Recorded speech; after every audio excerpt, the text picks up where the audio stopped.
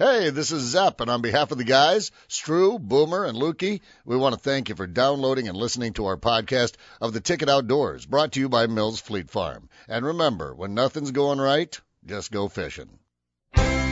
Is your green thumb ready? It's time to start your gardening projects. Mills Fleet Farm's Outdoor Garden Center is open. Get nursery quality at low fleet prices. You'll find a big selection of colorful hanging baskets and containers. Brighten up flower beds with annuals and perennials. Plus their vegetable plants, herbs, and more. Stop by your local Mills Fleet Farm's Outdoor Garden Center, and you'll get to enjoy beautiful color all summer long. Mills Fleet Farm. It's time for Ticket Outdoors on Sports Radio 105, The Ticket.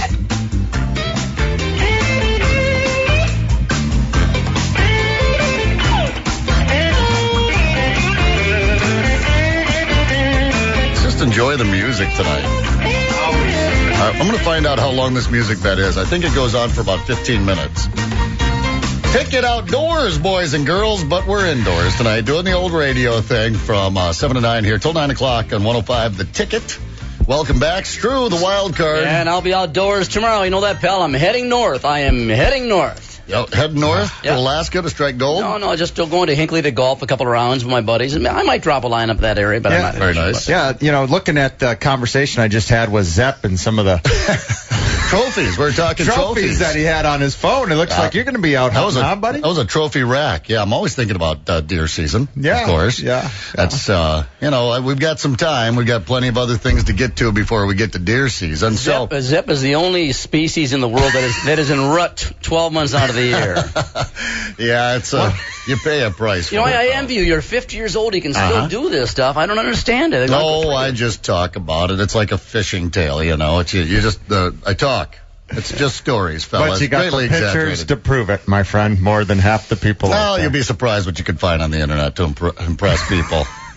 Happy Wednesday, everybody. Let's do an outdoor show for a while. Boomer, how you doing, man? So you speaking of heading north, last we spoke to you. You were heading north. We had, of course, Alyssa Ebel was in with the Explorer Minnesota team, and they were headed up there for the Governor's Fishing Opener, like the 180th or something like that? Yes, and I'm going to get 98th? Yes, it was 68th, and I'm going to get into it a little later in the show. We're going to combine the recap of the Governor's Opener that was up on Vermilion and talk about the Walleye Opener, which was the Bass Opener, pike, and all that good stuff in the state of Minnesota. But what a great weekend for that Governor's Opener. Got to rub some elbows with some of the politicians. I believe Alyssa Ebel. I get it right when she's not here. There you go. Yeah. Well, she's a fetching young lady, and you could tell you were a little flustered. Well, we don't have usually that kind of ambiance here in the studio. No, we certainly don't. Three guys and who are most of our Vaughn in the corner, he does nothing for me.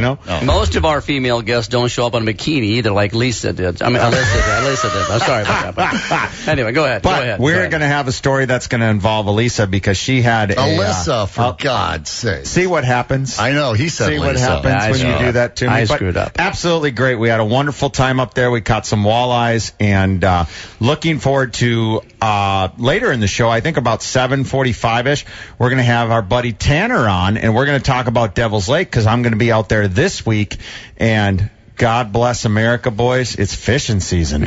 Yeah, now, there's just a little bit. Are they open yet, or is theirs next week? I don't know. Isn't it different? 365 days a year. Yeah, they're up there. Right. Yeah, so they have they had some earlier ice out on Devil's Lake than they've had in years past, too. So there's a ton of anglers that are headed out there to catch those walleye. We're pretty blessed to be living in Minnesota. Whether you like the winters or not, you have to absorb and accept and relish the entire 4 seasons. If you're going to be here, do it, right? What's spring like in California? That's all there is to it. You don't even know when it's spring because. But I tell you what, I love the anticipating of all the seasons. I love the anticipating of spring and then summer, then fall, then winter. It makes the entire 12 months go so quickly. And we have northern Minnesota. I'll be redundant, but Vermilion is one of the most beautiful lakes in the state of Minnesota. Stu, I had the first time to fish that lake this weekend, and it's absolutely beautiful out there. And the golf course. Now, I'm not a big golfer. I leave earth marks all over the place. It looks like a Buck Rutten, but it's absolutely gorgeous out there. I told you, that golf course is not only gorgeous and challenging, but it's a 9 on the urinator scale. You can pee any place and not be seen. So. Lots of trees. Yeah, so that's how I rate my golf courses. It is really beautiful. It's a good part of the world. That's all there is to it. Yeah. So what did you do this weekend, Mr. Strew? I worked a lot. I worked an awful lot, to be honest with you. Yeah. So because I'm taking a couple of days off and accomplished a few things, I had a chance. By the way, I'm going to do a shout out to a couple of my clients, Dwayne, and Sandy Katie, whose home I'm trying to sell right now, which we are in the process of doing, because they are working toward getting up to their little place on Little Kimball, not too far from Minogue, and that's their lake up there. It's about 7 miles from Minogue, and they're going up to God's country more than they have once we close their transaction. So I just want to say hi to Dewey and Sandy, and to tell you what, you live in God's country. You guys are very, very blessed as well. Well, I tell you what, for those folks, you're in good hands, because, Strew, you've done a wonderful job of taking care of me on all my housing adventures. So I want to say that publicly, that as much as we give each other grief on air, you do a wonderful job as a realtor and worth the phone call. So I'm going to try to get you more relationships that you can screw up, and then I can help sell houses for you. That seems to be the trend. He can do that all on his own. You know, Zepp is now my idol, so we're going.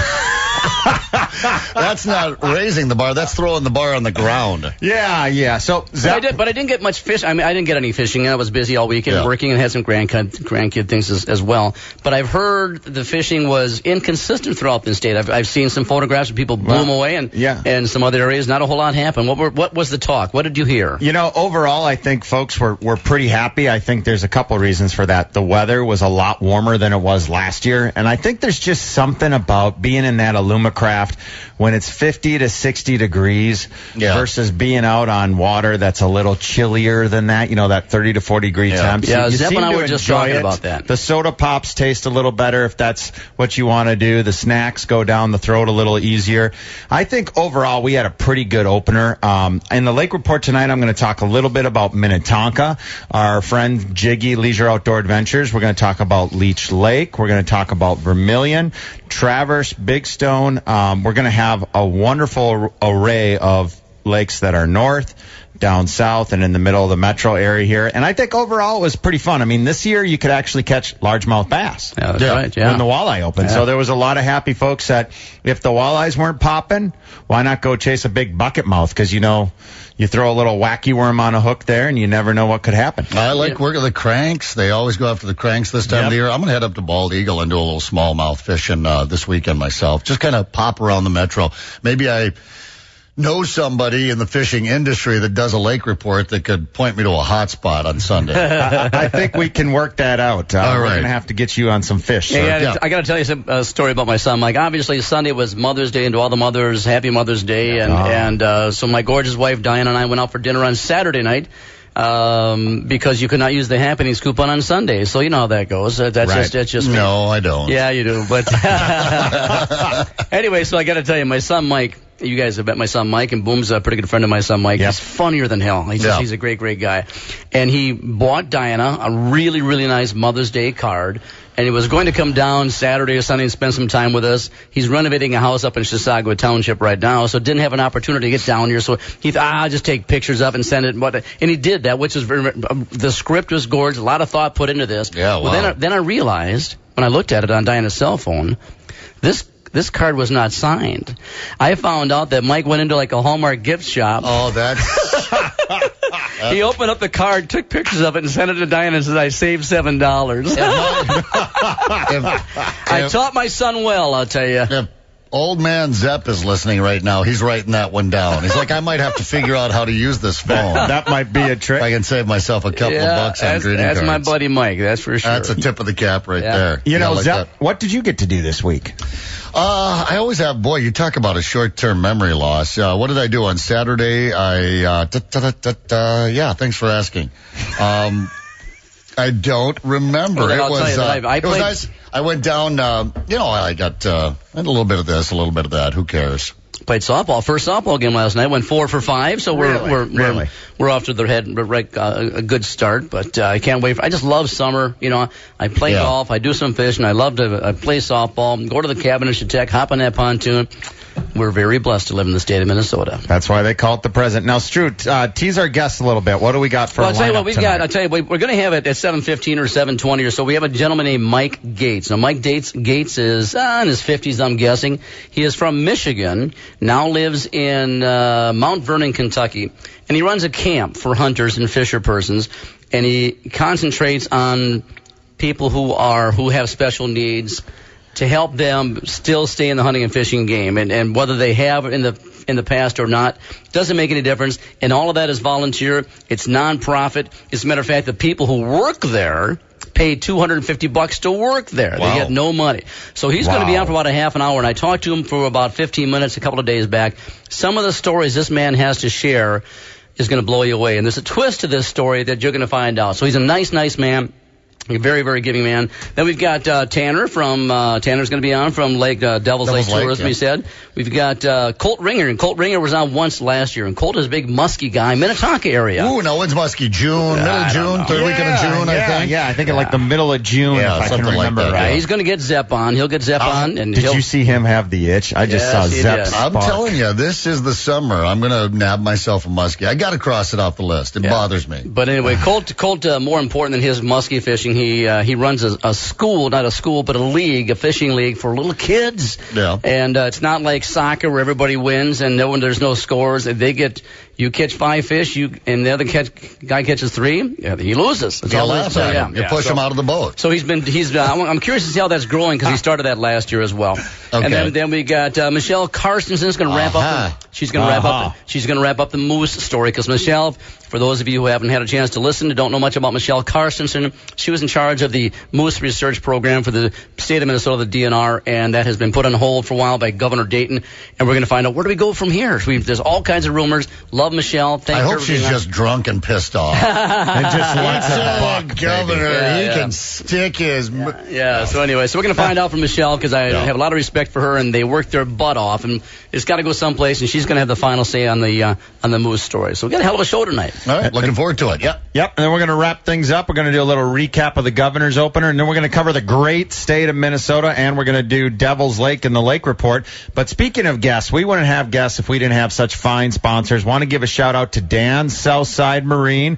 Thanks, Big Dan, there off 98th Street in Bloomington. If you're looking for an Alumacraft or Premier Pontoon, that's the place to stop on by. Fleet Farm, boys and girls, if you're looking for bobbers, hooks, tires, or whatever the commercial's going to be today's upper, it's a great place to stop by. And the great folks at Alumacraft in St. Peter, Minnesota. You guys know I love that Tournament Pro 195. They've been a great partner of the show.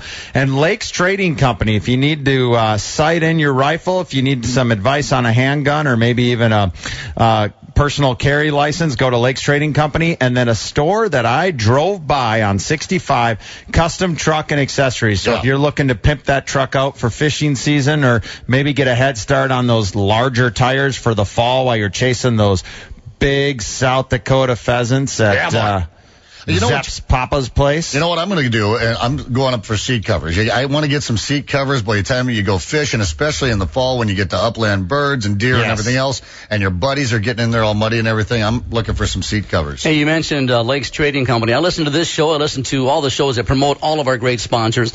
And I listen to the commercial for Lakes Trading Company, which is very, very impressive, except if I recall, it doesn't mention where Lakes Trading Company. It's not at the end of the world. It's right in Forest Lake, just off of Highway 61, just north of County Road Highway 97 in Forest Lake on the west side of Highway 61.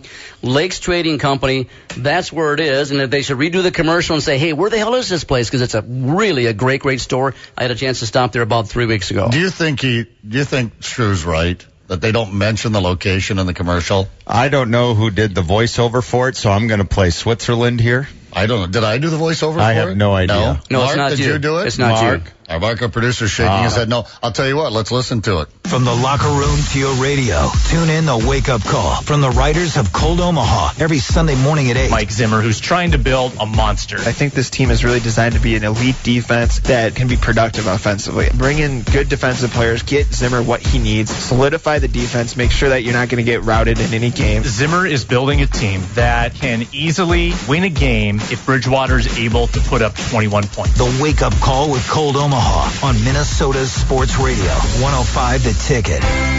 Is your green thumb ready? It's time to start your gardening projects. Mills Fleet Farms Outdoor Garden Center is open. Get nursery quality at low fleet prices. You'll find a big selection of colorful hanging baskets and containers. Brighten up flower beds with annuals and perennials. Plus their vegetable plants, herbs, and more. Stop by your local Mills Fleet Farms Outdoor Garden Center, and you'll get to enjoy beautiful color all summer long. Mills Fleet Farm. We love it! Smokes! That's the 4th straight kill shot. I've been getting in some practice. Is that a new rifle, too? Yep, traded for it. Make that 5. Lakes Trading Company. Buy, sell, trade, and receive expert firearms training. Permit to carry classes are also available at the indoor range. LakesTradingCo.com. If you love the outdoors, then you probably have a truck that you love too. Custom Truck Accessories can help protect your truck from the rigors of outdoor activities. They have custom seat covers and floor mats to protect against the mud and dirt from the field. Toppers and tonneau covers to protect your gear. If you're a truck guy, you'll appreciate the knowledge and experience of the Custom Truck Accessories crew. Visit CustomTruckAccess.com or stop by their store to see what a difference being family-owned can make for you. We at Dan Southside Marine would like to redefine the term man's best friend to mean his boat. Now, before you get all tweaky, let's talk this through. Although your dog is fun, dependable, and great to take fishing, so is an Alumacraft Navigator 165 CS.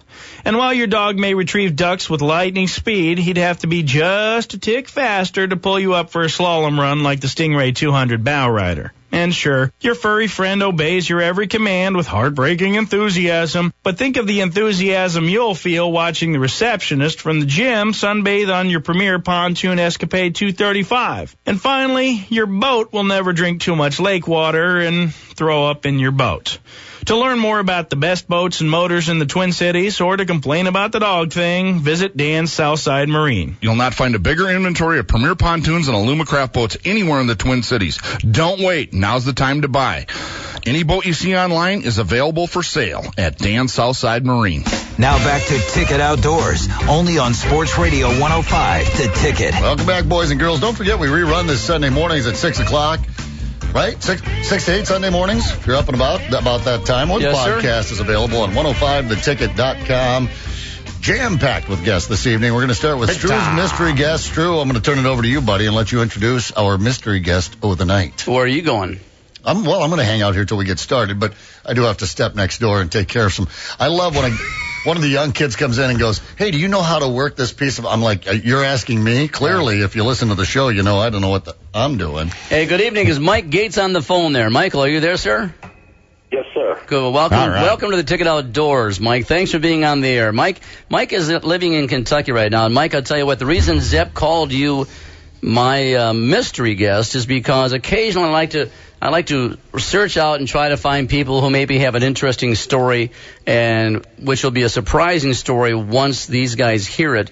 And you're the lucky guy tonight, aren't you? Lucky about that. Anyway, so Mike is from, I think, originally from Michigan, ended up in Mount Vernon, Kentucky. Mike, tell us a little bit about what you do, and then how you got to where you are right now. What we do is we have a nonprofit 501c3 charity that is named Christ Outreach for the Blind. And what we do is we take blind and physically challenged kids and we take them deer hunting, turkey hunting, fishing, horseback riding, a whole array of things. All right. And this is how we... Go ahead, sir. I'm sorry? Go ahead. I said how we ended up here is January 14th, 1989, when I was rabbit hunting with one of my best friends. He tripped, his double-barrel 12-gauge went off, and I got shot in the face and went blind instantly, severed both of my optic nerves. And when I was in the hospital, I was laying there thinking, shoot, I'm not going to be able to hunt no more. I'm not going to be able to fish no more. I kept thinking if I fall out of the boat, I'm not going to know which way's up. I learned after about being blind for about a month, I jumped off a dock one time just to see what would happen. You can hear which way up is. So, but as far as the hunting part, when I was in the hospital, the year before the accident, I took and was deer hunting in a stand, and we were allowed to hunt over a bait pile in Michigan at that time, and I had a carrot pile out, and I had a couple of deer come into the pile, and I drew my bow back, and I was going to take the one on the left, but when I looked through this little scope that I had on the front of my bow, it was too dark to shoot, and I couldn't see the deer through the scope, but I realized all of a sudden that I could see the carrot pile through the scope, and I knew the deer was standing just to the left of the carrots, so I aimed at the carrots, moved it over to the left about 18 inches, I lifted it up about 18 inches, and I released that arrow, and I got that deer. So we're talking to a poacher. No. Actually, it wasn't bad yet, because, I mean, it was dusk to dark anyways. Yeah. But when I was in the hospital, I couldn't get that deer out of my mind. I kept thinking I got that deer, and I couldn't see it. Yeah. So when I got home from the hospital, I built this big apparatus on the second floor of my house, and I started target shooting. Let me tell you, when I first started, I wasn't real good at it either. I was putting them through the fence, and we lived in the city. I shot one halfway through my neighbor's garage. Well, you got an excuse, so that way... Hey, Mike. That's right. Hey, Mike. Boomer Stelmach is one of our guests. By the way, I'm Steve Straczynski. We have spoken. The host of our show is Brian Zepp. He's got the sexy voice. You'll hear him a couple of times. And then we got Boomer Stelmach, and Boomer Stelmach is our third host on this show, and he's the hunter fishing professional. And Boomer's got a question for you. I don't know about professional, but just a guy that really loves to get in the outdoors. Mike, first, hey, thanks for joining us tonight, man. I really appreciate it. You're welcome, Boomer. So, Mike, tell me a little bit, what is the name of your 501c3 nonprofit? It's called Christ Outreach for the Blind. Christ Outreach for the Blind. And how do folks find you if they want to look you up on the World Wide Web? Oh, heck, they can find me at ChristOutreach.com. They can find us on Facebook. My toll-free phone number is 888-BLIND19. I've got a website that's blind19.com. Emails blind19@Windstream. I mean, we're all blind19. And the reason I did that was the only phone number that was available that was a AAA phone number. So we just based everything around it. But we also have the Christ Outreach for the Blind. It's just Christ Outreach or Christ Outreach for the Blind. I think I got like 5 websites or something. But you can find us through any of those. So how many men or women or boys or girls do you guys have go through your program down there in Kentucky a year? Shoot, in a year, up to as many as 300. Wow. You know what, Mike? I'm still a little interested. Mike Gates, our guest, ChristOutreach.com. We're calling you in Kentucky this evening? Yes. Okay. I'm a little curious now. So you started slinging arrows all over the neighborhood. How does that get? How do you get to Christ Outreach with this camp? And first of all, take us out on your first hunting trip. How you got from? How you have to be assisted? Am I ignorant in saying that? Yes. Oh, it seemed I lost him. We dropped the line. No, because I don't know. I am ignorant when it comes to this topic. Yeah, but I think there has to be some assistance. Can you just get yourself all geared up and head out in the woods and start hunting? Yep. Okay. Well, take us from slinging them all over the. How did you figure out how? Well, tell me, explain it to us. How do you do it? Okay, well, first of all, when I started shooting, I didn't do very good. But after shooting about 10,000 arrows, now I can stick 50 in a row in the diameter of a circle of an orange. Wow. Better than any of us. That's better than me. I have to go pull my arrows, because if I don't, I start wrecking arrows. Yeah. But the first year that I went out hunting, I took the guy with me who shot me, because I felt like I needed somebody up in the tree with me. And what I did is I built a J shape I built a feeder in the shape of a letter J on the ground, and I had this a hook in the tree and a tripod in front of me, so that when I drew my bow, I was grouping my arrows in a small enough circle to where I just had my arrows go 18 inches back from that opening and 18 inches high. I filled it up with carrots, so when they ate a carrot, he was mine. Yeah. Well, the biggest problem I had was that, first of all, I couldn't tell what it was. I didn't know if it was a buck, a doe, a fawn, and I didn't like that. Mm-hmm. So I took my buddy with me, and we sat up there, and opening day I got 2 does. And I was pretty excited about that, and I told Kevin, I says, man, can you believe it? I got to. I realized he's sobbing. Yeah, I bet. Yeah. This has got to be incredibly therapeutic for your friend Kevin, who any one of us, the guilt that you would carry around for something like that. So I'm sure that it was very important for him to be a part of that, although that's maybe not necessarily why you did it. You felt like you needed somebody out there with you to get started, but you asked him specifically, and he went out there with you, and I imagine that was a pretty special moment for both of you. Yes, it sure was. Now, the next year I went alone. I had 2 deer come into the carrot pile, and one of them went right to the carrots, and I thought, oh, there's a little one. Why did you say, okay, good for you. You're right. The little ones lead in. I'm listening to the other one. It's walking around the pile. Finally, it goes up and starts eating, too, and I'm thinking, I hope it's on the outside. And I drew back my bow, and I heard the arrow hit it, and he took off running over a hill, and I heard him roll down the hill. And the other one took off running the opposite direction. But I realized all of a sudden it didn't go nowhere. He didn't know what just happened, so he turned around and went back to the pile. I got them both. And I was wrong, because the first one was the buck. You just can't figure out these animals. But Go ahead, Boomer. Now we do it totally different. Now I don't use the bow anymore. We use shotgun, and we use the Bushnell Halo scopes, and I've got the scope set off the sides of the gun, and one of my friends or board members or somebody sits behind me, and they tell me right, left, up, down, fire. That's cool. I love the fact that your second season you went out by yourself. I mean, that's gutsy. You obviously got some guts. Mike, I hope this doesn't sound callous, but in some ways, did being blinded make you a better hunter?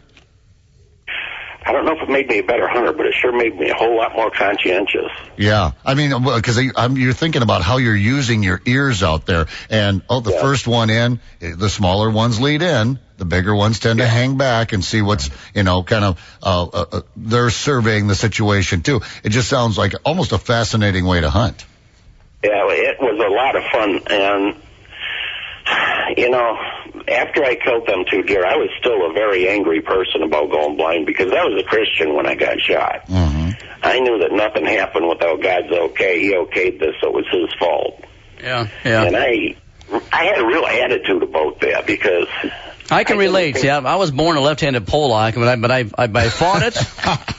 I fought it, and he hasn't overcome it. I've overcome it. So, but keep on going, Mike. But anyways, even though I was still mad at God, I prayed all the time. And the first time I ever heard God speak, I was sitting in my tree stand after I just shot them 2 deer, thanking God that I could still do this. And I heard him say, you could be teaching other kids how to do this. It scared me pretty good. Yeah, I bet, yeah. But I'll tell you what. There wasn't Kevin behind you messing with you. No, I was definitely alone this time. All right. But my immediate response was, yeah, right. But have you seen this place? We've raised almost $4 million. This camp is built. It's done. We're ready to open.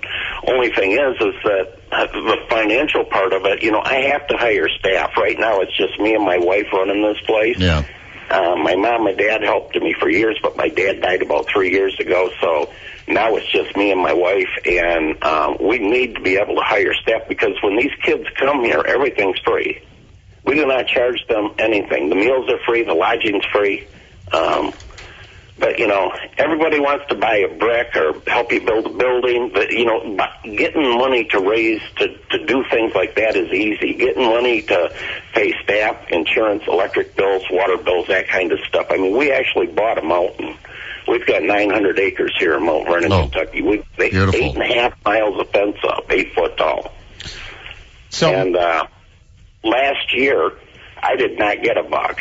And the reason that I didn't get one is that I've had a picture of one of my trail cams that I wanted.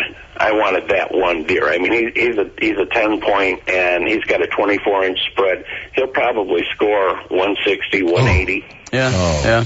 180 gets you a Boone and Crockett. Yeah, I think we know exactly what you're talking about there. It's easy to get fixated, especially with trail cams now, to get fixated on that one monster that you know that's out there. And it turns into that man versus nature thing, you know? Hey, Boomer's got a question. Go ahead, Boom. Yeah, Mike, you know, when I think of bow hunting up here sometimes, and, you know, my dad was fortunate enough now he has a permit to use a crossbow, and I'm not familiar with the laws down there in Kentucky, but when you talk about bow hunting, are the boys and girls or men and women, are they able to use a crossbow, or is it all typical like a compound, or how do you approach that? It was, in the past, it always was a compound, but now crossbows are legal. So we're going to switch to that. We have gun vices that are used for sighting in guns and stuff like that, that a crossbow will sit right in. It helps them hold it really steady. Yeah, you bet. I mean, because we've ran into several obstacles doing this. We have one kid named Corey that comes here. He's got cerebral palsy. Now, kids with cerebral palsy, when they hear an explosion, if you clap your hands next to them, they come a foot out of their wheelchair. It's an involuntary reaction, and they can't stop it. Yeah. And so, you know, we put him behind the gun. He comes a foot and a half out of his chair. We got him within about 40 yards of the target, but that was about it. Yeah. I have a daughter like that. She's just so dang jumpy. Yeah, the next year, I went and got a gun vise made specifically for him, and we put the gun in it and moved right and left, up and down, but it was stiff, you know. Well, now we got him with 10 yards of the target, but he still can't hit it. So I went and got him a 10-point crossbow, and we put that in. No bang, but he anticipated the twang of that string. I tell you, I still got arrows sticking halfway out of the second floor of my barn. Our guest is Mike Gates. Mike, let's take a quick break here. Our guest, Mike Gates, ChristOutreach.com, out of Mount Vernon, Kentucky. And he has a 900-acre mountain camp where when he was blinded in an accident, he's put together a camp. And like individuals, young men and women are able to come to this camp and do some hunting. And I've got some very interesting questions for you, as I know the boys do, when we come back with Ticket Outdoors. Passionate sports talk. Jameis, can you please take down that photo? Within 1 hour, he couldn't control himself. He just had to put that in everybody's face, the crowd likes. As a troll, he is already a first ballot Hall of Famer. On your sports station, 105 The Ticket. Boomer here from the Ticket Outdoors. Well, we made it through another long, cold winter in Minnesota. And guess what that means? It's time to hit the open water, baby. And I'm pumped to get back into the Alumacraft T-Pro 195 and get her wet. And I want to remind our listeners, now is a great time to check out the new lineup of Alumacraft boats. I love Alumacraft because they're made right here in Minnesota, and they're simply the best aluminum boat on the water. To learn more about Alumacraft and to find a dealer near you, go to alumacraft.com. Get hauling with a Big Max trailer from Mills Fleet Farm. The 4x8 wood-sided utility trailer is $599.99. Building a fence or deck? Use ProWood treated lumber. It's preferred by contractors and is on sale. Carlisle Radial Trail RH trailer tires are heat resistant and have a long tread life. They're 10% off. And power up your DeWalt tools with the DeWalt 18-volt XRP battery twin pack. $99 at Mills Fleet Farm. Hello, this is your 105 The Ticket weather from Nature's Fury. Tonight, cloudy skies, chance of a rain shower, possibly low of 52. Tomorrow, going to be rainy and cold. Rain showers in the morning and maybe a steady rain in the afternoon, high of 56. Winds are 10 to 20 miles per hour. Tomorrow night, some rain and low of 52. Friday looking better, though, 72 and partly cloudy. The weekend warms up. Saturday, 82. Sunday, 77. Chance of thunderstorms both days. This weather update is brought to you by Nature's Fury. Find Nature's Fury at your local Cub Foods and select holiday stores. Now back to Ticket Outdoors, only on Sports Radio 105, The Ticket.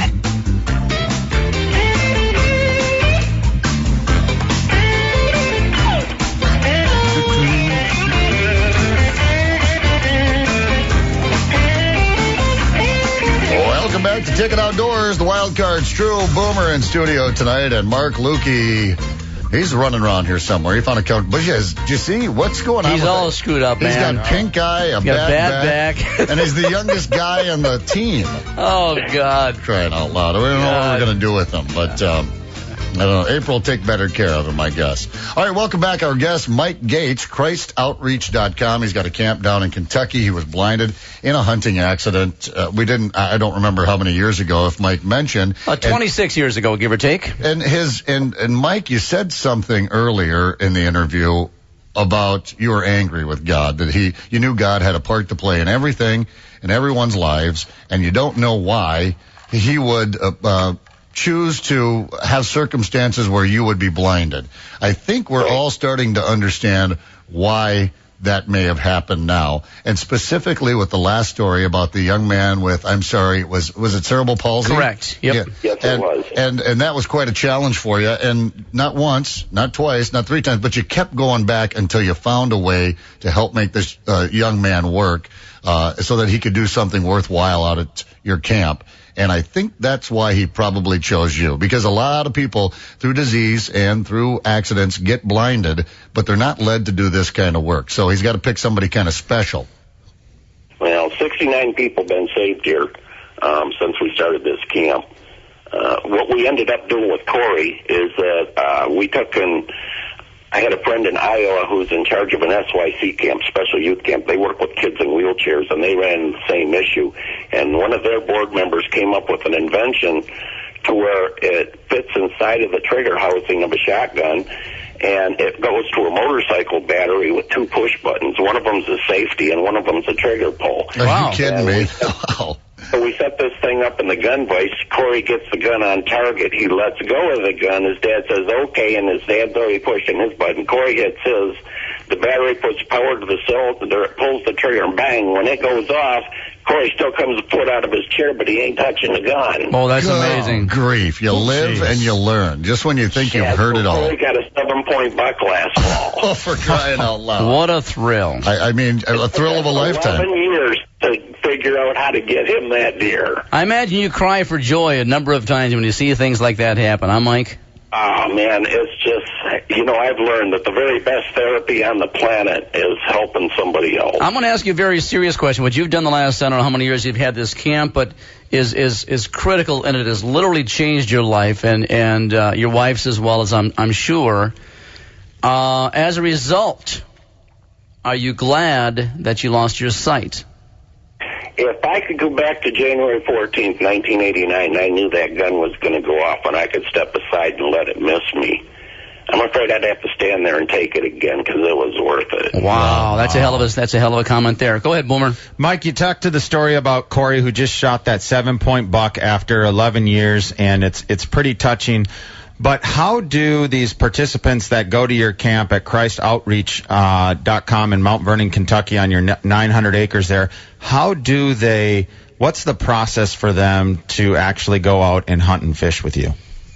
Call me. That's all there is to it. All they got to do is call me. I put them on the list, and if we've got the room, we take them, and we've almost always got the room. Our lodge has 10 bedrooms with 40 beds in it, with a shower, sink, and toilet in every room. It's a pretty immaculate facility. It's like staying in a hotel room. My deer stands are 8 foot by 8 foot. Every one of them got a handicap ramp on them. They've got carpet on the floor so they don't make any noise. We got reclining swivel chairs that sit on with a shooting bench in front. We got a tin roof in case it rains. And if it gets too cold out, we can put heat in them too. Hey, Mike, I know you're from Michigan. How in God's name did you end up in Kentucky? Why not start this program in Michigan?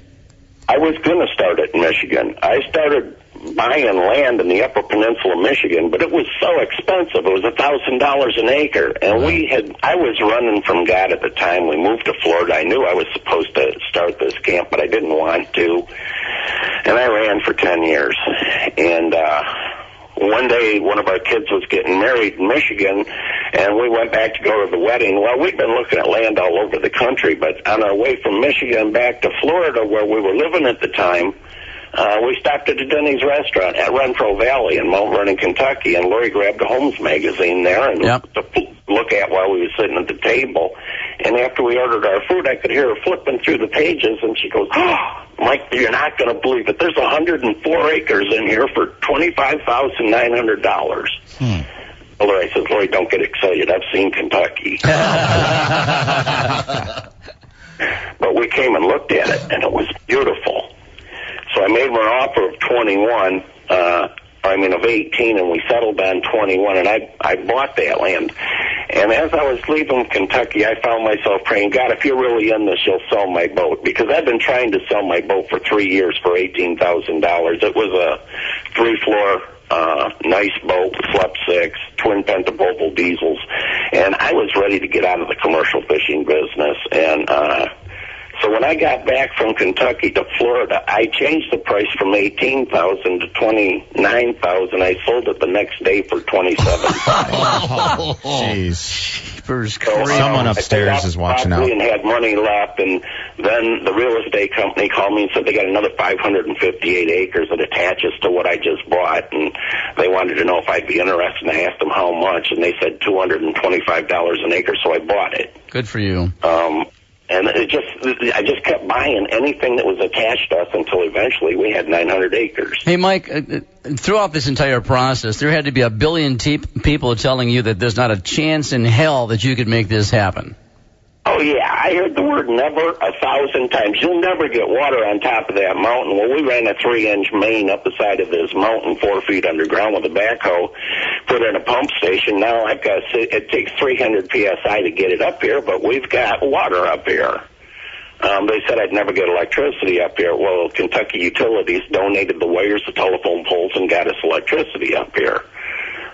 They said I'd never fence this property. Well, there's 8.5 miles of fence up now, and it's fenced. My Lord. We dammed up a few of the hollows and put ponds in there stocked with fish. There's literally thousands of fish in our ponds now. I've got catfish as long as your arm. If I put on a pair of sunglasses, can I come down and just pretend? And more than a pair of sunglasses. Got to get a cane, too. I can do that. Here's Boomer. Go ahead, Boomer. You know, Mike, some of that pond fishing brings absolutely amazing memories to me. I remembered when I used to go to college down in Missouri, and we used to pond fish all the time for cats or largemouth, and it's just a great opportunity to fish off the bank. But I got a couple questions for you.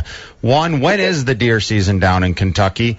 And two, is it extended at all for the hunts that you do for the participants at Christ Outreach? It's a good question. What we do is for bow season, you can actually hunt the 1st of September in the state of Kentucky, which means that you've actually got a chance of getting a buck still in the velvet, which most places you can't hunt early enough to do that.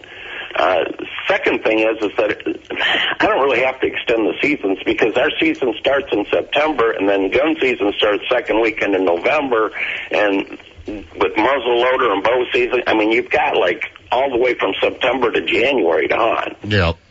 Wow. So, I mean, there's lots of different seasons, and what I do is I make it available during those weeks to certain, whatever the disabilities are, if they're blind or if they're in a wheelchair or, like I got a kid who comes in here, he's 12 years old, he's got retinitis pigmentosus. He's not blind yet, but he's almost there, but he can still see good enough to not wear. That's Isaiah. Is that Isaiah? Isaiah. Yeah, there you go. Mike, you touched on that pond fishing, and that really brings me back to some fun memories actually down in Missouri. Can you explain to our listeners how you take the kids or boys or girls out pond fishing and what that's like? You talked about the deer hunting a little bit, but talk about the pond fishing. Sure. We've got a dock on one of the ponds that they can either fish from the dock or they can go around the outside. I've got everything ADA accessible around here. We did mess up one year, though, because Corey was down there fishing with me. He's been coming here forever, and he got into one of those big catfish, and his dad forgot to put the brakes on his wheelchair.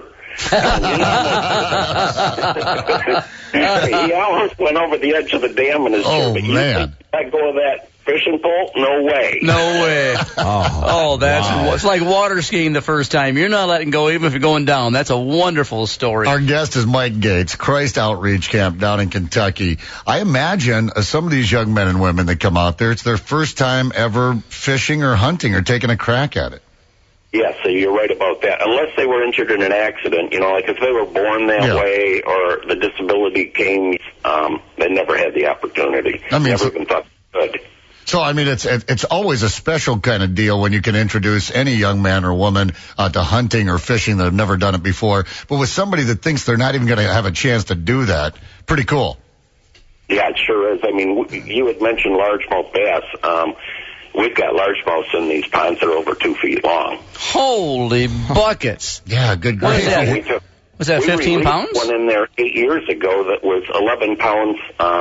I take that back. It was 12 pounds, 8 ounces is what it was. Well, that's fun. Mike, what kind of strain of largemouth is that down there? Boy, I have no idea. The big strain. Well, you always see down on in the southeast, Facebook yeah. these huge largemouth that they catch down south. They and have I those can't darker backs, remember yeah, the neither. darker backs. I can't remember the name off the top Hey, of my Mike, head. finish the story if you would about Isaiah, would you? That was a hell of a story. Sure. That year that Isaiah came down, he was hunting in one stand, and I was hunting in another stand, and I ended up dropping an 8 point. And we got back, and Isaiah, he'd seen some does, and he'd seen a little spike horn, but he didn't see anything to shoot at. And I found myself praying, God, why me? I mean, I could shoot a deer anytime. I'd have rather seen Isaiah get this deer. And later on that night, Isaiah's grandpa came up to me, and he says, Mike, you have no idea how important it was to Isaiah that you got that deer. And I asked him, I says, why? And he says, because he's going blind, and he knows it. And he's been so afraid of this happening, and he just took me aside in our room and said, Grandpa, do you realize the only guy who got a deer today is the one who can't see nothing? That's He said, amazing. I'm going to be able to still do this. Yeah. Mike Gates. Sorry. No, please finish. I say Isaiah's just got a special place in my heart. I mean, he stole me a couple of years ago, and he comes back every year. Well, you and your wife are special people, and all the people that work down there with you at Christ Outreach and the camp. We're out of time tonight, but give us a website again, would you? Please. Please. Give us some kind of contact. ChristOutreach.com. That's easy enough. ChristOutreach.com. Anyone who's interested, want to throw a few bucks his way or have somebody who might be interested, boy, contact Mike Gates at ChristOutreach.com. Tell the story. Thank you so much for spending time here with us and sharing your story on Ticket Outdoors, and all the best moving forward. We'd like to check in with you again in the future. Okay, well, thanks for having me, guys. And if they want to talk to me, my phone number is blind19.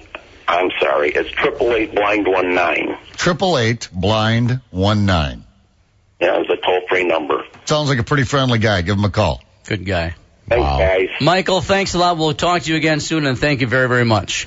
Okay, you guys have a great night. You bet. There he goes. ChristOutreach.com. Pretty cool. Good job again, Stu. I know. You just raised the bar on these. Tanner, our old buddy Tanner Cherney. Remember when he called in? We talked to him sometime this winter. Was it last? We fall? talked to him this last winter when we were out there in Devil's Lake doing a little ice he fishing. works with the media. What is it? What do they call, publicist or something like that with Devil's Lake? Yes. He's the guide. He's the head photographer is what he is. It's not Alyssa Evil, so Boomer doesn't even care. He's our guest next on Ticket Outdoors. The NASCAR Sprint Cup Series, only on 105 The Ticket. Joey Logano just screams out into the lead. McMurray's blocking the second.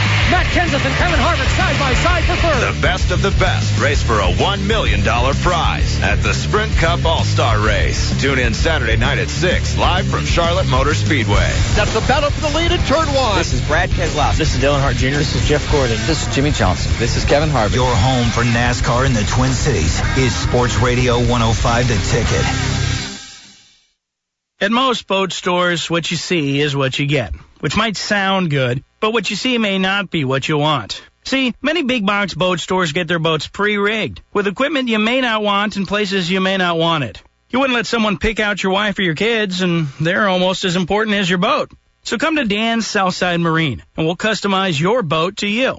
Say you're a lefty. You might want your depth finder here instead of there. Or if you're freakishly tall, you might want things at a special angle. Maybe you're a Virgo and you want everything in alphabetical order. We let you choose, even if we think it's weird. Because no matter where you choose to put things, at Dan's you're choosing the best. Motors by Suzuki, Yamaha, and Honda. Brands like Alumacraft boats and Premier pontoons. If you want what you see, you know where to get it. But if you want what you want, come to Dan's Southside Marine. You'll not find a bigger inventory of Premier pontoons and Alumacraft boats anywhere in the Twin Cities. Any boat you see online is available for sale at Dan's Southside Marine. Is your green thumb ready? It's time to start your gardening projects. Mills Fleet Farms Outdoor Garden Center is open. Get nursery quality at low fleet prices. You'll find a big selection of colorful hanging baskets and containers. Brighten up flower beds with annuals and perennials. Plus their vegetable plants, herbs, and more. Stop by your local Mills Fleet Farms Outdoor Garden Center, and you'll get to enjoy beautiful color all summer long. Mills Fleet Farm.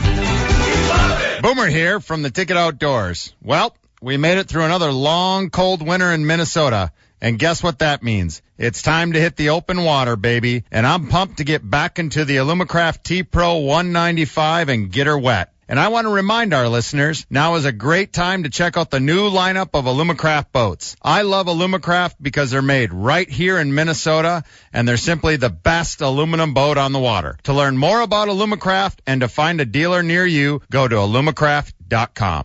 Now back to Ticket Outdoors, only on Sports Radio 105, The Ticket. Welcome back, boys and girls. We're driving until 9 o'clock. Michelle Karstensen, we've been talking about the moose a lot, but it's been in the news, and it's something that comes up regularly here as the moose population has been decimated basically in northern Minnesota. And so I love the fact that we're going to finally have Michelle Karstensen with the DNR Moose program on to maybe kind of give the final word for a while on that. Colt Ringer, I forget what Colt, I know, I just think muskies. Oh, no. He's a muskie guy, muskie fisherman on Lake Minnetonka, but he runs a league, a fishing league for little kids. Yeah. And it's a real league. It's not like soccer where everybody wins, and they have contests, and it's a very popular thing. So I'm looking forward to hearing how that has gone over the last year. And Minnesota's next great politician, Boomer Stelmack.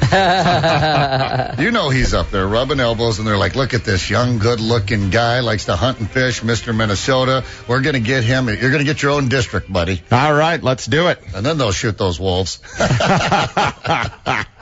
I hope Michelle heard that one. Tanner Cherney, welcome back to Devil's Outdoor, buddies. Or Ticket Outdoors. Devil's Outdoors. Good Lord, man.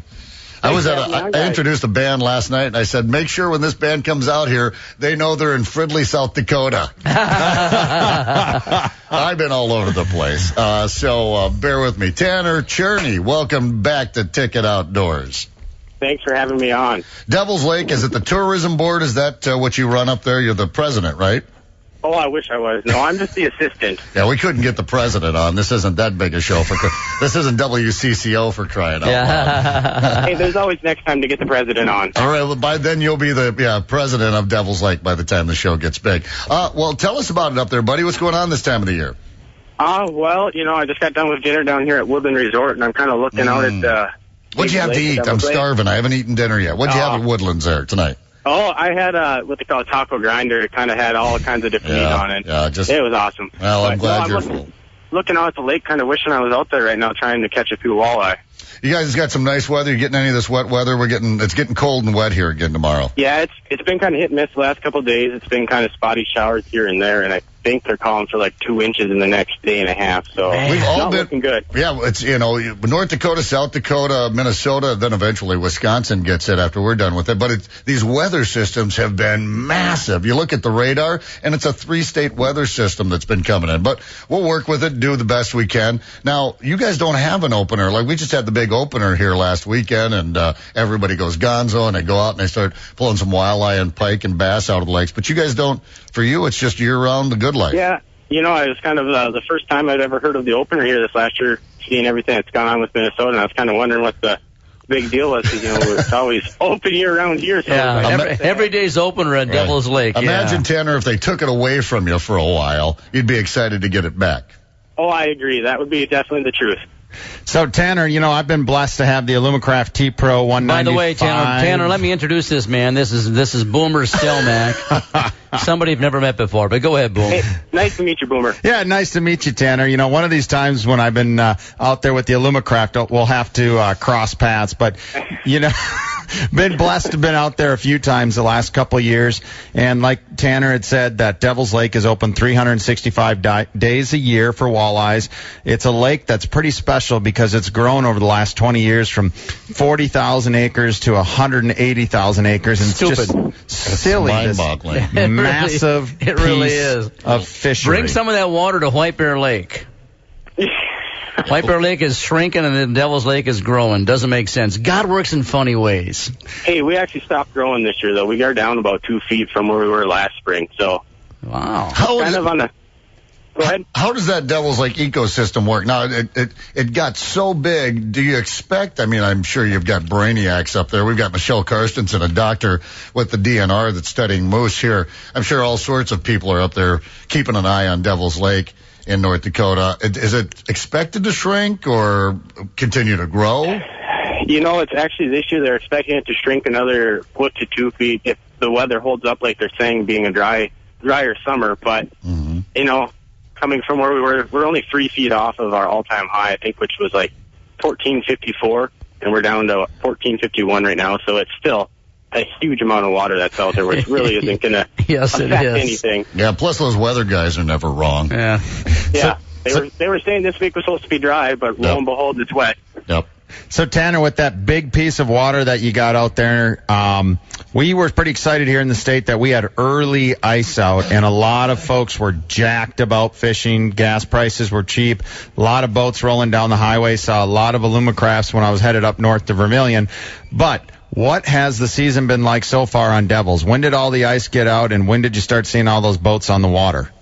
I would say it was probably about like that second week in April when everyone started really getting ice fishing gear put away and boats started to dip in the water. It's kind of taken off through the last month. Everyone's been gung-ho with the boats in the water.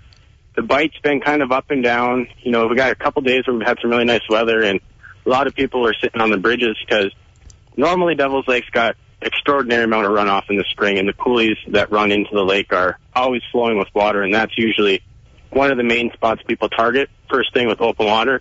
Well, we didn't really have the runoff this year, so a lot of people were sitting in bridges, vertical jigging those bridges with minnows and leeches, and also the big areas have been targeting those back bays that have been warmer water temps to try to find the active fish that are coming off the spawn. Hey, Tanner, how has tourism increased in Devil's Lake since the birth of the Ticket Outdoors radio show? It's down 15%. It's been tenfold. It's increased. Hey, I tell you what, I know you don't get a chance to listen a whole lot over there, I'm sure, but we promote you very, very heavily because we believe in what you guys do out there. Well, we appreciate that, and I listen almost every Wednesday night to you guys, too. That has nothing to do with the free fishing trips I haven't been invited on yet either, by the way. Well, actually, Tanner... Yeah. You guys got to get up here this summer and enjoy the open water and not just the ice fishing, too. Right. Well, let's talk about that a little bit because now that we've had our opener here in Minnesota and everybody's got it, it's all available to us. Now, how do you feel you guys do up there in Devil's Lake? Obviously, there's got to be a little bit of a drop-off because people stay in Minnesota maybe a little bit more and don't visit as often, or not? You know, it's kind of an in-between right now. Usually, I would say Memorial Day weekend is probably when we really see the big pickup of traffic coming in. But, for instance, last night I was out at the state park here, and on my way out there I passed 4 different Minnesota Plate people fishing from shore, so there's still people here right now taking advantage of it. I hear it's one of those places that when you go, you just want to go back. I mean, you put it on, and that's not I'm not reading from the tourism board card here, but everybody that I talk to that goes to Devil's Lake say they go back now every year. That's a place they want to go back to. I agree. I had a guy come in the other day looking for some information for shore fishing, and I would put him about 70 years old, and he had told me ever since he was old enough to be able to hold the pole, him and his dad have always come over from Minnesota for a week of fishing in Devil's Lake, and he's like, now I make it either 2 or 3 weeks out of the year. Make it up here religiously to fish Devil's Lake. That's wonderful. Do you think some guys like to get over there from Minnesota? I mean, it's we have a pretty robust population over here in Minnesota, and obviously we have a lot of lakes, though, as well. Do you think it's Devil's Lake, although you do very well, and I've not been fishing there, so I'm kind of talking out of my rear end here, but is it one of those spots that people go over to and almost don't want to talk about much to their friends back home? Some people, it might be that way, but I think it's kind of one of those lakes, once word gets out, people start talking about it, and it just kind of explodes. You know, speaking of word getting out, Tanner, I got to give you a big high five through the mic here. In Fisherman's just made an announcement, and the secret's out, that for top 10 fisheries in the Midwest, Devil's Lake is now number 2. Look out. When are we going? I think we're going to head up there in July. But, you know, Tanner, one of the things anglers like to look at is the slot. What can you take home? Walleye fishermen especially like to bring fish home and show their family and have a nice dinner to kind of celebrate the trip. What are the slots or limits in possession out there? Well, there is no slot limit on the lake, so whatever you want to catch and keep, you can keep for walleye. The daily limit is 5 walleye a person, and your possession limit is double your daily, so 10 in your possession. Oh. So you want to come up for 3 days. Day 1, you go out and catch your 5, cook them up, have a fish fry back at your cabin, go out the next 2 days and catch 5 each day. You can bring your 10 back. And which is a lot of fish to be able to bring back for one guy. Just had a happy moment. I was just going to say, never mind. You guys will do just fine during the Minnesota season, I think, up there. If you can bring back a cooler full of walleye. What's the lake known for, guys? I mean, I can talk to Boomer and Stu about it, too. Is it more of a bass lake? Is it more of a walleye lake? Is it a perch lake? Is it all the above? I want to say the lake is, summertime it's walleye, and then wintertime everyone comes up for the perch. We're known for our world-famous jumbo perch in the winter. You know, Tanner, up here, a lot of folks like to say early walleye season when the water surface temp is flirting with that mid-40s, pound the shallows, pound the shoreline because the walleyes are going to be up there spawning. What kind of tactics would you recommend to our listeners who are headed up to Devils for the first time chasing walleyes? You know, early season, are you talking early season? Early season, my friend. I would say anytime you can get into those shallow, 6 feet and shallower areas in the back bays, that when you can find that extra degree or 2 of a bump up of water temperature and start pitching either crankbait, jigs of plastic, any type of bait like that into the shallows, pulling them off that weed line.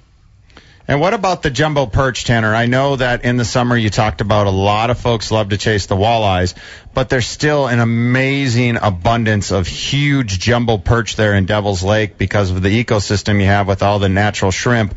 What do folks do to chase jumbo shrimp this time, or jumbo perch this time of year?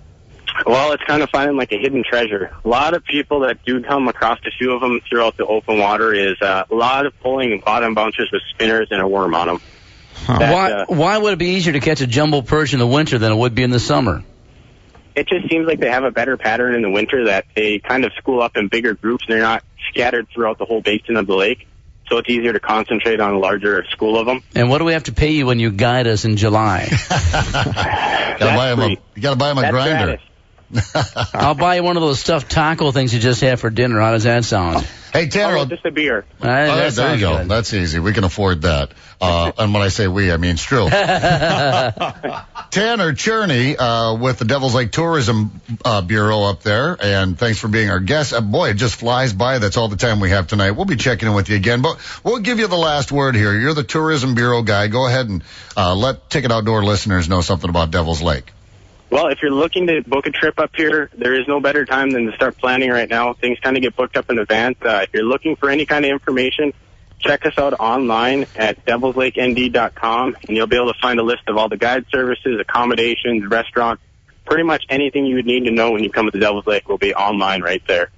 All right, and then Zepp, before we let Big Tanner go, don't forget, listeners, to follow Ticket Outdoors on Facebook.com/The Ticket Outdoors. I'll be up there in the Alumacraft T-Pro in a couple days and hopefully posting some beautiful pictures of walleyes with Mr. Tanner Cherney. Well, I'll be looking for that. Yeah, absolutely. Tanner, thanks again for the visit on Ticket Outdoors. I'm sure we'll talk to you sooner than later. And we're going to see him in July. We'll see you in July, my friend. See you then. Take care, young man. Sports Radio 105, The Ticket. I'm a freelance photographer, and I handle my own business. That's why I use QuickBooks Self-Employed. It's a simple program that helps me estimate my federal quarterly taxes and separate my business and personal expenses. Say I buy a new lens. If the purchase pops up on my phone, I just swipe left to file it as a business expense. And tickets to a ball game with my kids, I swipe right to file as personal. Dad, I'm hungry. And swipe right for the hot dogs. That's how I own it.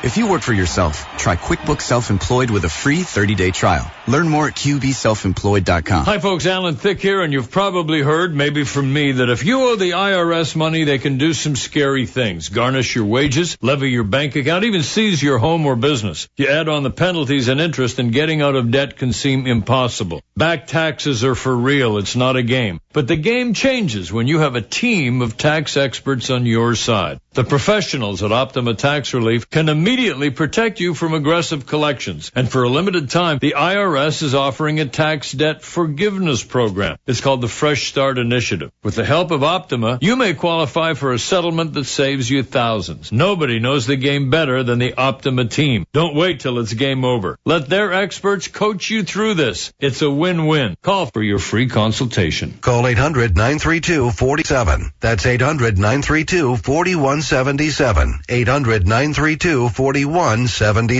Some restrictions apply. For complete details, please visit OptimaTaxRelief.com. From the Mills Fleet Farm Studios, WGDX Lakeville, WRXP Cambridge, WGVZ Eden Prairie, a Cumulus station. You've got to top the charts to make it here. The Billboard Music Award with performances by Van Halen, Mariah Carey, Ed Sheeran, Kelly Clarkson, Fall Out Boy, Wiz Khalifa, the hit show Empire, and 3 exclusive duets. Meghan Trainor with John Legend, Britney Spears with Iggy Azalea, Little Big Town with Faith Hill, plus the world premiere of Taylor Swift's Bad Blood. That's what I'm talking about. The Billboard Music Awards, live Sunday at 8/7 Central, only on ABC. Now back to Ticket Outdoors, only on Sports Radio 105, The Ticket. All right, welcome back, boys and girls. Sunday morning rebroadcast at 6 o'clock, 105theticket.com if you want to find the podcast and pictures of our pretty faces. which have to be updated because I'm looking pretty old in that one, and I want a new photograph in that. Whatever the hell it is. But go ahead. Hey, let's give a big shout out to our sponsors again. Thanks to Dan at Dan Southside Marine down there in Bloomington. It is not too late to get a deal on an Alumacraft or a pontoon and get it out on the open water season here in the land of 10,000 lakes.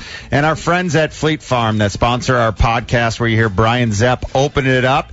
If it's not too late to get those bobbers, hooks, and crankbaits that are your favorite, and Alumacraft. I love that Tournament Pro, those great folks in Minnesota. St. Peter, Lakes Trading Company, if you're looking to sight in the rifle, get some advice or see just anything about guns, go visit the folks at Lakes Trading Company up in Forest Lake, Minnesota, and Custom Truck and Accessories off of 65. If you need to pimp out that truck and get it ready for the fall to go spring. You know what you got to like about places like Custom Truck Accessories? Just go there. You didn't even know you needed it, but they have it there. You didn't even envision it, but they have it there and you want it. Let me add to that, Boomer. Fleet Farm now rents contractor-grade equipment. This is pretty cool. So you get what you need when you need it. I mean, they've got everything from the little garden stuff to the big back 40 stuff. Rent it, you use it, and you bring it back to Mills Fleet Farm. You know, Zepp, and that comes in really handy this time of year, too, because if you're thinking about food plots and you're thinking about digging up the ground and getting some stuff in there for the deer hunting season, did not know that. Good deal at Fleet Farm. Just like all that recreation, you only have so much room. You know, we all want to have a couple of ATVs and a couple of snowmobiles and a boat and everything, but where do you put it? So it's great to rent that kind of stuff that you're only going to use a couple of times a year. Hey, speaking of ATVs, and it's funny you mentioned that, but our good friend, before we get to Colt Ringer, and Colt, hang on a second, young man, but before we get to Colt, the friend of ours who was on the air a couple of weeks ago, George Novak, he's building the bar for Elwoods, which is going to be in Lionel Lakes. He asked me to mention this. He's got a place up near Crane Lake or something like that, and Steve and Carla from Mel Gorge's Resort in Elephant Lake and a bunch of other people are involved in trying to work with whoever it is and get better ATV and UTV trails up there because they're saying that none of them connect. Now, the Crane Lake area where they are is the opening to the Voyagers National Park and the Boundary Waters, BWAC, whatever it is. Yep. But they say you can go so many miles on an ATV trail, then you have to trailer your machine and go someplace else and continue that ride. And it is such a pain in the ass. A lot of guys are going up there and getting tickets because they can't get from point A to point B. And there's a lot of controversy as to why they can't connect these forest trails. And so they're fighting for that. So they're that sounds like something that can be easily taken care of with more tax dollars. Yeah. So right now they're in the process of meeting with local Forest Service leadership and whatnot. They're requesting that the U.S. Forest Service allow ATV and UTV access on forest roads in the region because they can't get from point A to point B without stopping and trailing the machines.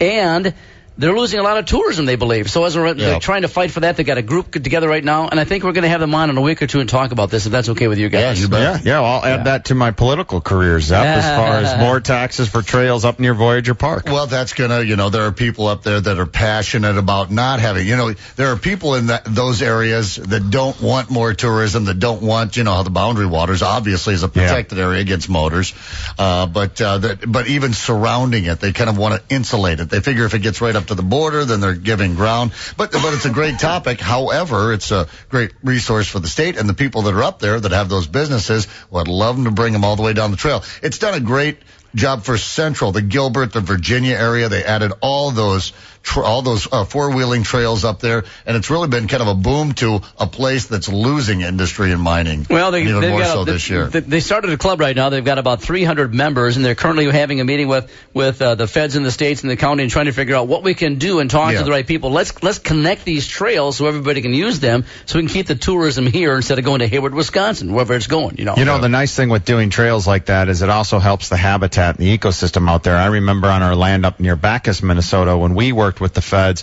to have some trails put in there because it helped with the ruffed grouse population. Very cool. Well, we'll have them on in a week, maybe next week, I suppose, and hopefully we can get Steve and Carla from, I think it's called Mel Gorges, I think is what it's called, Resort in Elephant Lake. Never been to Elephant Lake, but I know a lot of people who have. Okay, we've got 1 minute left with Colt Ringer. Let's bring him on to Ticket Outdoors now. We'll make some time. And Colt Ringer, welcome back to Ticket Outdoors, buddy. Hey, thanks a lot. Hey, Colt, you're probably the best-looking guy we've had on this show. Well, thanks. I appreciate it. Well, that's not saying much, man. That's a big compliment. You could be fairly ugly and still be the best-looking guy that's ever been on this show. Colt, where did you go for opener? I was actually down here on Minnetonka. Oh, we were just talking about that. How was the fishing? It was good for us. But we decided to do the bass opener. Yeah. So that's why it was good for us. And we caught a lot of fish. Minnetonka is great for bass, I keep hearing, Colt. Of course, I keep going out with Boomer. That's why I'm not catching it. But I hear it's a great bass lake. Yeah, all right, we will. A lot of structure around there in Minnetonka. And how's the water level doing over there in Minnetonka? They've always been in pretty good shape. But I mean, I'm not talking about obviously being too low, but are they all that no wake stuff, is that all taken care of so far this year? That's all taken care of. That was all high water last year. Yeah, it was. And it was the complete opposite this year. It was the lake was low, but I think these last couple of rains really help. Well, that on that front. That was the frustration. A couple of times I got out there, and I'm not even talking recreationally, but just fishing, but you want to get to where you want to go. And, that was a big frustration. But, it's nature. It's up and it's down, it's dry and it's wet, and that's what we deal with. Boomer. Colt, with the early ice out, and I've heard that the water surface temp is in maybe the mid-50s down there on Tonka, maybe low 60s in some spots. Are the largemouth, you talked about chasing those for the opening weekend, are they on beds, or what are the largemouth doing right now? There's a combination. We found a few on beds this weekend, later in the mid-morning, kind of, as the water temperature warmed up and we could start to see a little bit. There were actually fish on beds where we were, and that was kind of on the east side, kind of a clearer water, so I don't know if that made a difference or not, but we were able to, catch, I think, a lot of males, a lot of 15, 16-inch fish. Oh, nice. And we didn't catch we caught maybe one fish that was 18, 19 inches, but the rest were kind of in that, I would say, smaller class. No, but good catching. So, yeah. I mean, as long as you're catching them, just catch them, man. I'll tell you what, Colt, I'll tell you what, I know you're a muskie guy and you do a lot of things on Minnetonka, but I want to talk a little bit about your, and hopefully you're still doing it this coming year. I don't want to, get you in trouble, but how about the league, with the little kids, the fishing league you started last year? How did that go? How did that finish last year? And are you planning on doing the same thing in 2015? Well, yes, we are, and that, it's great. We had a lot of fun last summer. We struggled, and I'm glad Zeb brought that up with the no wake. Yeah. We kind of threw a curveball into our season because a big part of our season on Minnetonka is getting a bunch of boats out on the lake at the same time with kids between the ages of 5 to 12 years old, and we'd fish and then we'd meet. Last year we weren't able to meet because of the no wake. It was basically a fish, go home, send me your scores, and then we kind of had a year-end tournament where we all got to meet by August by the time the no wake was off. So that was a good thing. We did a quick ice fishing season. That we're still kind of working that out, but we're really gearing up for another big open water season on Lake Minnetonka this summer. And we've got an informational meeting coming up next Tuesday at 6:30 at Lord Fletcher's for anybody that's in the area or willing to kind of come and fish on Lake Minnetonka. We're going to kind of do meet and greet and talk about what we're doing. What time is that, Colt? Yeah. That's at 6:30 next Tuesday night. So you got some time to get off work and get over to Lord Fletcher's around 6:30. You said Tuesday. Tuesday. Yeah, So if anyone's interested in who has a child who might be interested in learning how to fish and get into this league, the parents can be there at 6:30 or so at Lord Fletcher's next Tuesday. And then if anyone has any questions about how they can get involved to help as well, that's a good start. That's a good place to be, right? That'd be a great place, because what we're really excited about this year is we've applied for a nonprofit, so we've actually been able. We've reached out to some donors, and our goal this year is to take anybody. The past few years, it's been just if you kind of had your own boat or knew somebody that had a boat, that's how you could kind of participate. This year, our goal is to open it up to anybody that wants to participate. We're going to rent pontoons for marinas. Wow. Around the lake, and we're going to fill those up, and those are going to be fishing teams. And we're trying to model what other youth sports do as far as having coaches and teams and keeping score and having a little competition. I feel like a selfish son of a bitch. I don't know none of that stuff. Just glad my kids are grown, because we had hockey and gymnastics and dancing and basketball and football and everything. And I'm teasing, of course, because that's the thing. There is such a population in the state. My daughter's graduating high school here in about a month, and there's 620 some kids in her class. Yeah. Wow. And I mean, and that's one school in the metro area of hundreds of schools. And so I'm always amazed how much opportunity there is for kids to do things, and it's great to have this opportunity. Get them out and enjoy the lakes and get out on the lakes, and moms and dads get excited. You know, it's one thing. I had 2 daughters in dance and gymnastics. I just sat in the bleachers and looked around for other single gymnastic mothers, but not others, but but there wasn't much to do. But to get out there with your young son and daughter and be involved in a program like this, how involved do the parents get with this, Cole? Do I just drop my kid off, or am I on the boat with them? Do you encourage that, or does that parents butt out? Well, that's kind of the other unique thing about this is it's kind of like golf, and fishing is a lifelong sport. We're gonna ask parents if they want to come and be a part of it. Obviously, people who, like myself, I've got 3 kids, and that I selfishly started this because I love to fish. We were getting so tied up with all the other sports. Yeah. It was tough to fit fishing in the calendar. There's been a way that we've been able to do that. Yeah. So what our model kind of bases on is getting an experienced angler like myself. I'll invite a dad that's never fished before with his kid into my boat, and then we're kind of teaching them about fishing and going and having some fun at the same time. You know what's next, Cole? I'm sorry. Go ahead. No, I was just going to say, and we're going to try to do that on the pontoons, too. We obviously have limited space, but if you want to come fish alongside your kid, that's kind of the beauty of this fishing thing that we've got going. I think it's a unique. So, Colt, for our listeners just tuning in to Ticket Outdoors, we have Colt Ringer, who's running a youth fishing league on Minnetonka, right, Colt? Correct. How often, if I'm a parent listening in to Ticket Outdoors right now, how long is a season like? What kind of, if I'm trying to balance soccer and different sports, how many times will the kids be going out over how many weeks? We are starting this on Tuesday, July 7th. So after the 4th of July, after baseball season's over, after soccer season is over, Tuesday nights from 4:30 to 7:30. And the other, if you can't get off work or you can only get to the lake at 5 or 6, that doesn't matter. The key is kind of that 7:30 time. That's when we're going to meet up and turn in the scores. So every Tuesday, starting July 7th through August 15th, is going to be our final Saturday morning tournament. And website. So pretty short. The website is fishaal.com. And what do they have to bring? What do the kids need?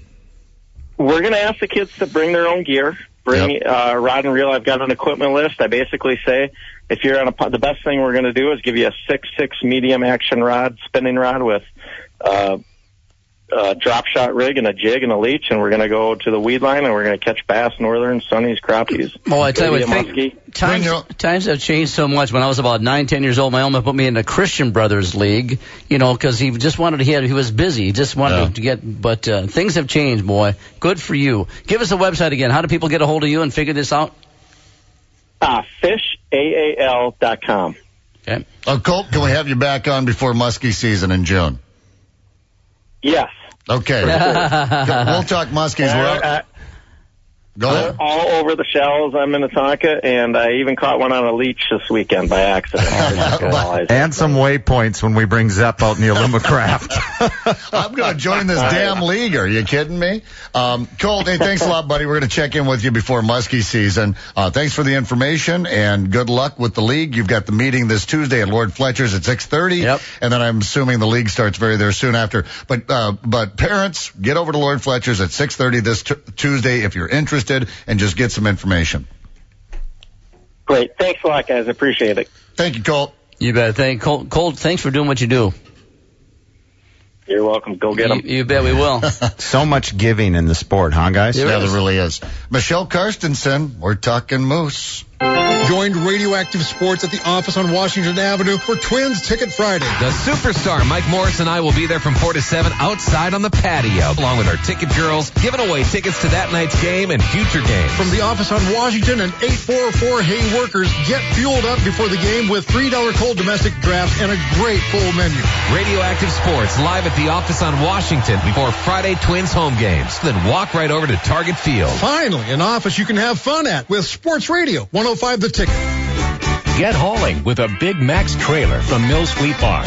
The 4x8 wood-sided utility trailer is $599.99. Building a fence or deck? Use Pro Wood treated lumber. It's preferred by contractors and is on sale. Carlisle Radio Trail RH trailer tires are heat resistant and have a long tread life. They're 10% off. And power up your DeWalt tools with the DeWalt 18-volt XRP battery twin pack. $99 at Mills Fleet Farm. Love it. Smokes! That's the 4th straight kill shot. I've been getting in some practice. Is that a new rifle, too? Yep. Traded for it. Make that 5. Lakes Trading Company. Buy, sell, trade, and receive expert firearms training. Permit to carry classes are also available at the indoor range. LakesTradingCo.com. We at Dan Southside Marine would like to redefine the term man's best friend to mean his boat. Now, before you get all tweaky, let's talk this through. Although your dog is fun, dependable, and great to take fishing, so is an Alumacraft Navigator 165 CS. And while your dog may retrieve ducks with lightning speed, he'd have to be just a tick faster to pull you up for a slalom run like the Stingray 200 Bow Rider. And sure, your furry friend obeys your every command with heartbreaking enthusiasm, but think of the enthusiasm you'll feel watching the receptionist from the gym sunbathe on your Premier Pontoon Escapade 235. And finally, your boat will never drink too much lake water and throw up in your boat. To learn more about the best boats and motors in the Twin Cities or to complain about the dog thing, visit Dan's Southside Marine. You'll not find a bigger inventory of Premier Pontoons and Alumacraft boats anywhere in the Twin Cities. Don't wait. Now's the time to buy. Any boat you see online is available for sale at Dan's Southside Marine. Steve Straczynski here of Coldwell Banker Burnett. It's time, my friend. If you're a Ticket Outdoors fan, then you're also a fan of hunting and fishing. I've got 29 years in real estate licensed in both Minnesota and Wisconsin, and I'll consider it a privilege to help you find that perfect lake home or the 40-acre piece of heaven that's hiding a Boone and Crockett right now. Hey, check me out on Facebook or email stru@stru.com. It's your money. Thanks. And thanks for having fun with us on the Ticket Outdoors. Now back to Ticket Outdoors, only on Sports Radio 105, The Ticket.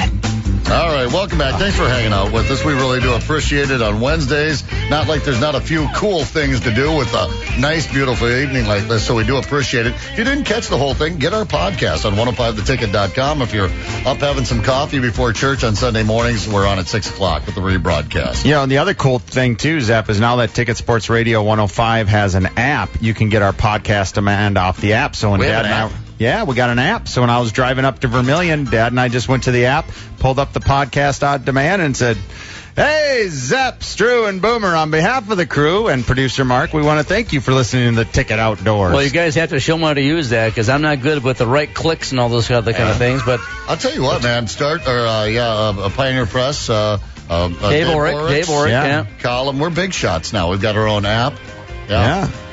I think we should need our own agents in here. I don't think we should talk to each other anymore off the show. We should just have your agents people talk call to each my other. people. Right, exactly. Hey, one more comment about Colt Ringer. I'll tell you, Colt Ringer running that league for little kids in Lake Minnetonka.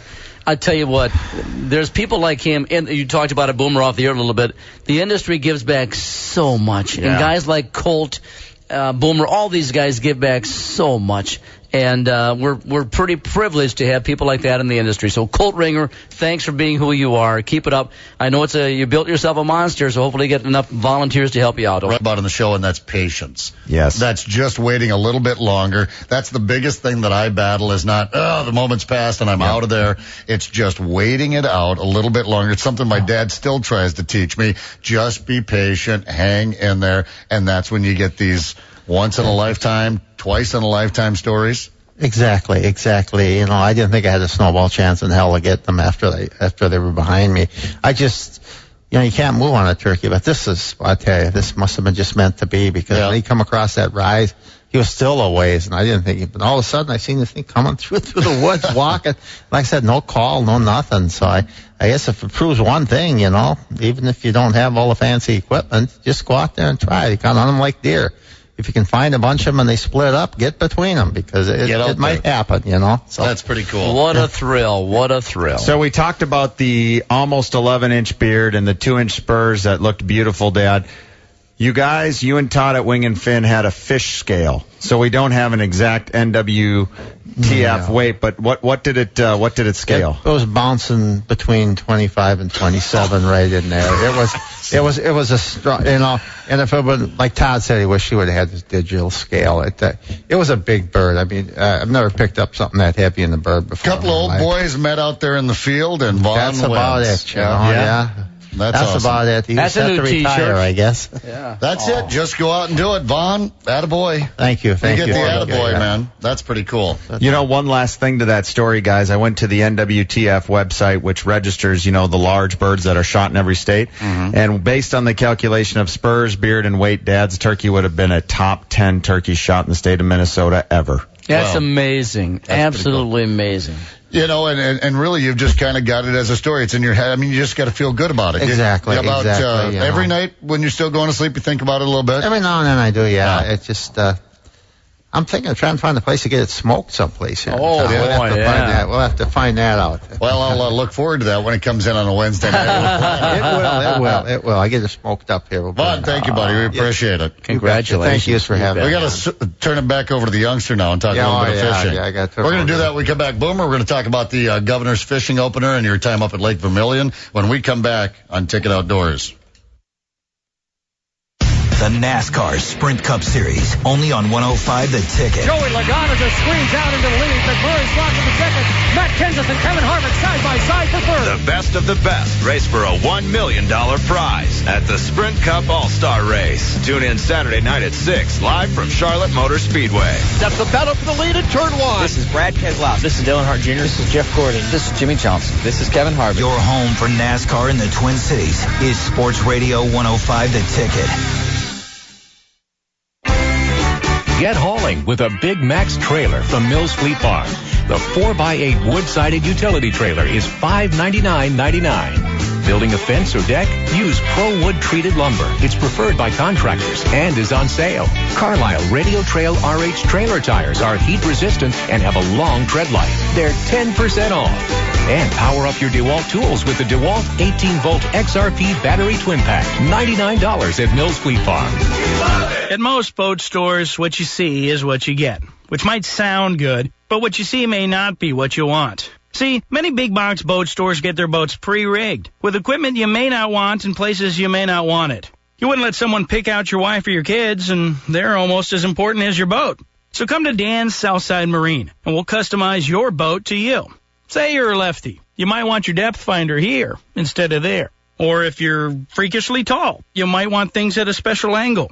Maybe you're a Virgo and you want everything in alphabetical order. We let you choose, even if we think it's weird. Because no matter where you choose to put things, at Dan's you're choosing the best. Motors by Suzuki, Yamaha, and Honda, and brands like Alumacraft boats and Premier pontoons. If you want what you see, you know where to get it. But if you want what you want, come to Dan Southside Marine. You'll not find a bigger inventory of premier pontoons and Alumacraft boats anywhere in the Twin Cities.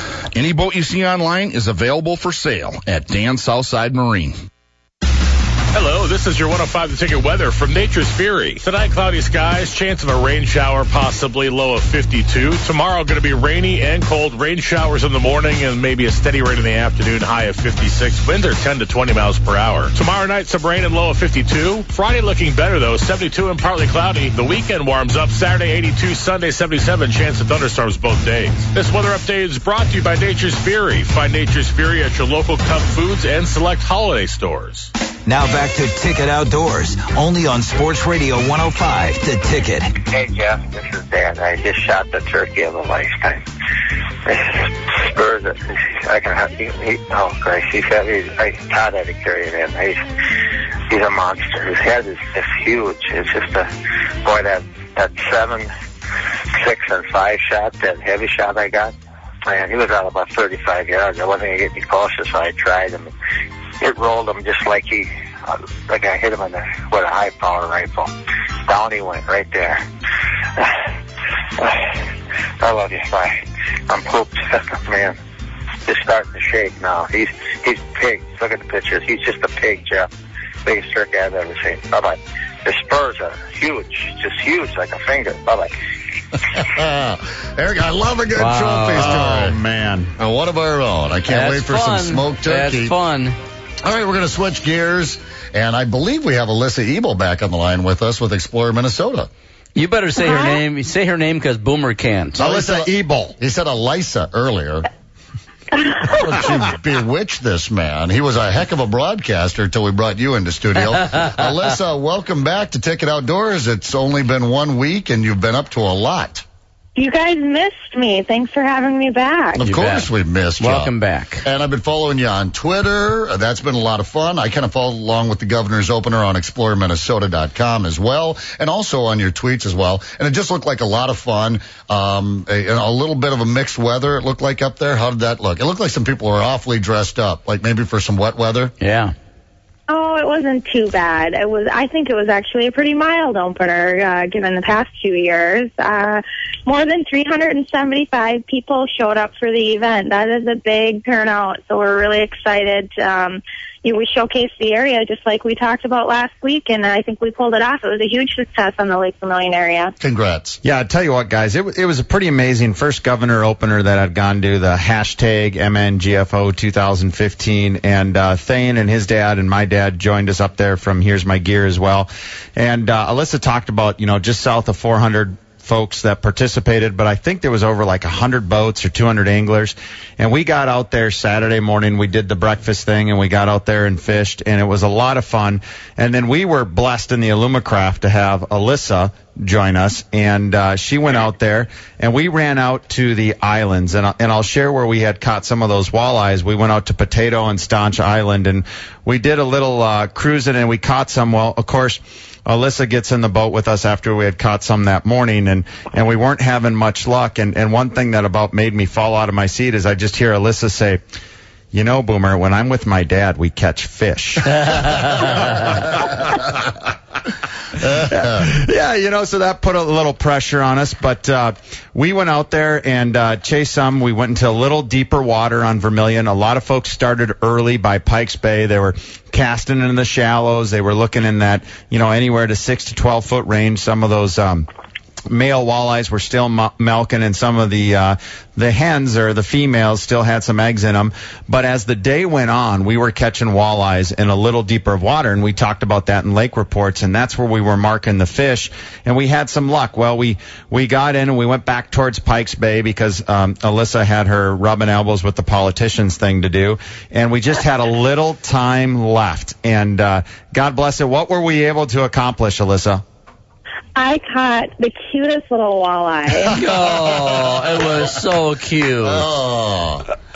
Well, It was really cute, guys. I hadn't caught a walleye on the opening day of the Minnesota Fishing Opener for a long time because I'm always working so hard. And Boomer and his dad, Vaughn, were able to take me out and kind of deal with me while I was still multitasking a bit. And gosh darn it, they helped me catch a walleye on the opener. That's pretty cool. Good for you. Yeah, she was pretty excited. One thing to add to that, Zepp, is my hand is still feeling it. Is she goes, I got one, and I'm like, okay, does she have it? And I see the rod tip down, and all of a sudden my dad's screaming at me, Alyssa screaming at me.